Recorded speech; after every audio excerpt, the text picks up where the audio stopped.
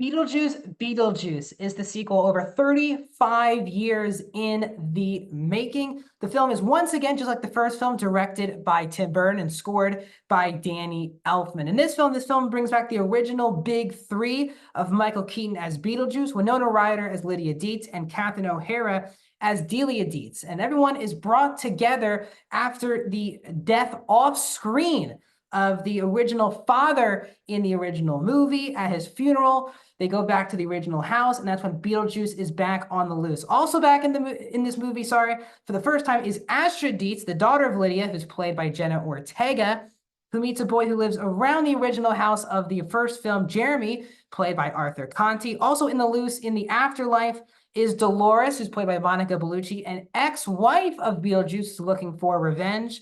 Willem Dafoe plays Wolf Jackson, the head detective slash cop in the afterlife, and Justin Theroux plays Rory, Lydia's new fiance.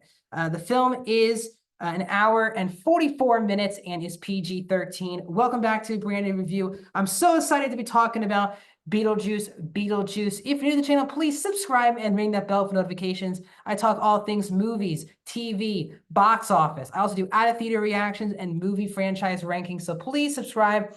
If you're new to the channel, comment down below. What are your thoughts? First of all, are you a massive fan of the original Beetlejuice? Was that not for you? Are you really not a Tim Burton fan, or are you a Tim Burton fan? Let me know in the comment section down below. And also, please like the video. The thumbs up button helps out the YouTube algorithm. So I was massively excited for this movie.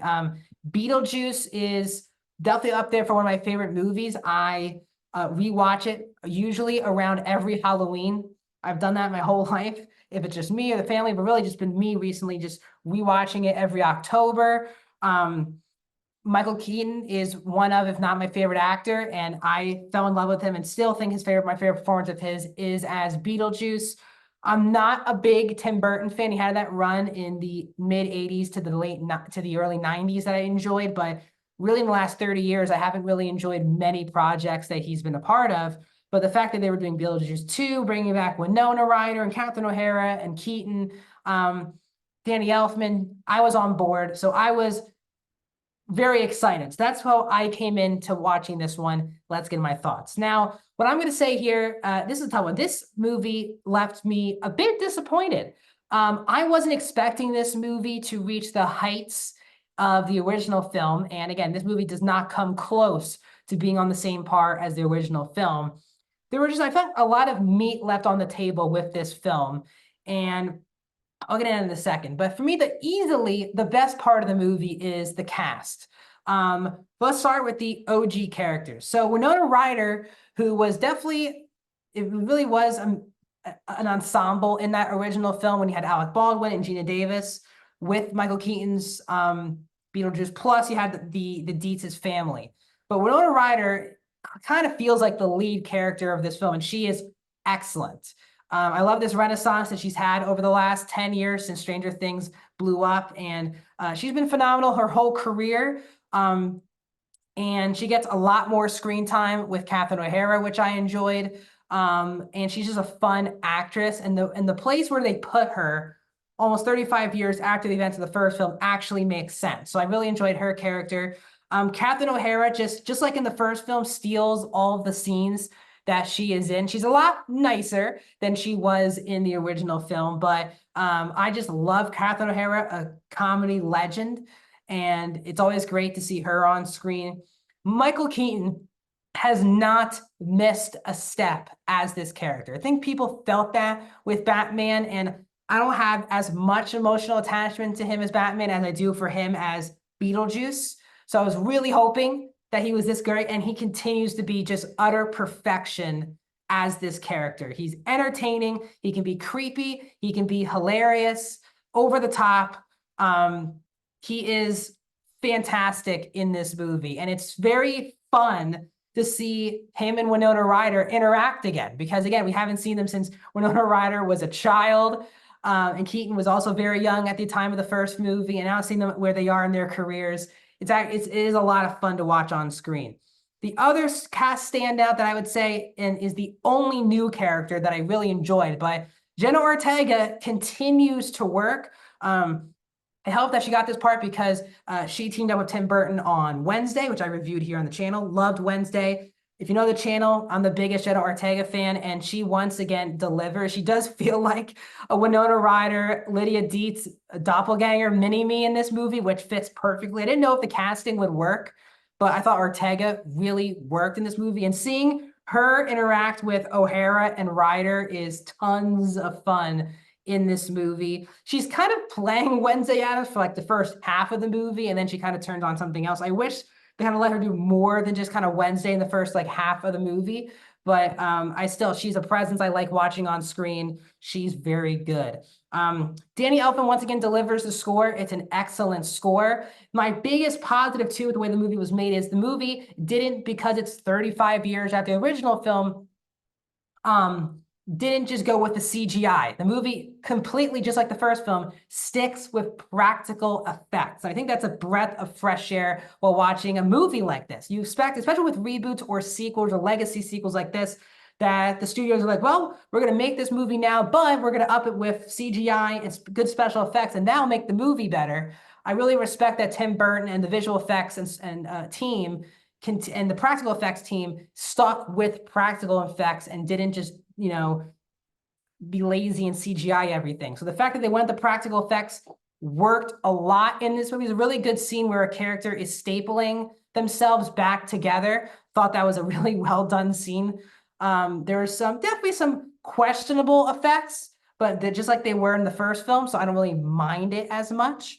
But I really respect that Tim Burton went the route of keeping the practical effects. The costume designs are all phenomenal in this movie. So when it comes to a negative, sadly, other than Jenna Ortega, none of the other new additions really left a mark.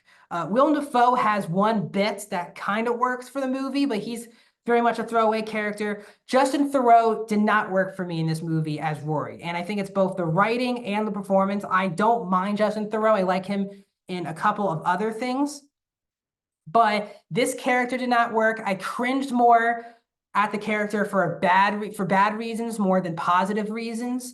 And he was like, it was also weird because he felt like a essential character for the first hour of the movie, and then he kind of just gets thrown to the sidelines until the last 10 minutes of the film. Monica Bellucci is in this movie as the ex-wife of Beetlejuice. On the page, it's a pretty interesting character, but she kind of just does the same scene over and over again until the third act of the movie. And the way her character gets resolved was not a big fan. I felt rushed, and she was the most throwaway character of the film. And as you can tell by what I'm saying is, this, just like other sequels, has way too many characters and way too many things going on. Yes, we're focusing in the original film on Beetlejuice, the married family that dies in the opening, and the Dietzes, but it still feels such like a simplistic movie. Yes, there's afterlife and there's definitely lore, but it's not too complex. It's very easy to follow and it's very entertaining. But here, the movie just has so many different plot lines going on. I feel like every character has a subplot, and a lot of them don't get kind of brushed off, or they don't get resolved in this movie. You have Beetlejuice, who's not just trying to get back with Lydia, but he's trying to make sure he stays away from his ex-wife. Lydia has her whole career with her new boyfriend, dealing with that. There's too many things going on. And I think from a writing perspective, it is the same, Alfred Go. It's still the same people who's been helping Tim Burton recently write his project, including writing Wednesday. So I was excited to see the writing team, but for me, the writing is what holds it back. There's too many plot lines. There's too many things going on in a Beetlejuice movie. A couple of these side characters could have been easily written out, because they basically do towards the third act of the movie. Astrid's relationship with Jeremy is important for 10 minutes of the film, and then it's kind of disregarded again for the remainder of the movie. As I said, Dolores does the same type of scene over and over again until the third act of the movie. very throwaway. Willem Dafoe does a bit the whole movie. I wish he had more than just a bit going on if he was going to be in this film, and Justin Theroux character did not work. So I really appreciated the original cast and Jenna Ortega. I think the vibes are good. It feels like a Beetlejuice movie. It doesn't feel like a studio-wise version of it, but I just feel like there was way too many things going on, and the new additions, other than Ortega, just did not work in this movie. It just didn't capture the heart that the first film had. So overall, I'm going to give Beetlejuice a 3 out of 5 stars. I'm going to go 62% for this movie. I think it's all right. Wish I liked the movie a bit more than I do, but sadly, I left a little bit disappointed. So that's my thoughts on Beetlejuice. What are your thoughts on this movie? Let me know in the comment section down below. More videos coming soon. I'll see you there.